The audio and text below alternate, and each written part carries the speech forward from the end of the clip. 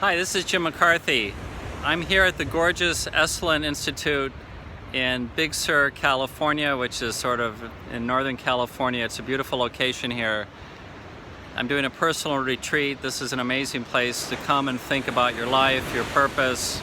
I've been coming here for years.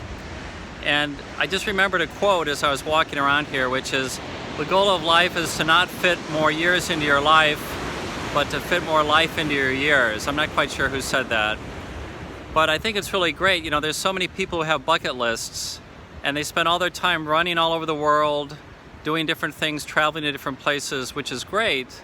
But if you don't know how to slow down and enjoy wherever you are, whether you're at Big Sur or whether you're in Omaha, Nebraska, or anywhere you might be in the world, if you don't know how to slow down and enjoy where you are, you're kind of wasting your time.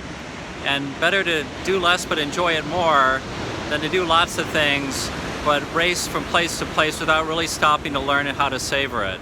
It's a good metaphor for life in general. I always say in my workshops on happiness, I say, enjoy the journey.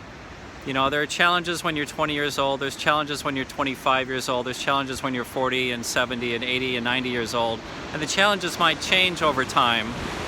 They inevitably will change over time.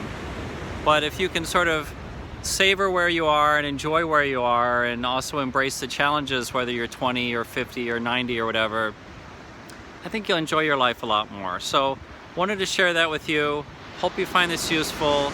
Again, it's great to have a nice long life and do lots of cool, fun things.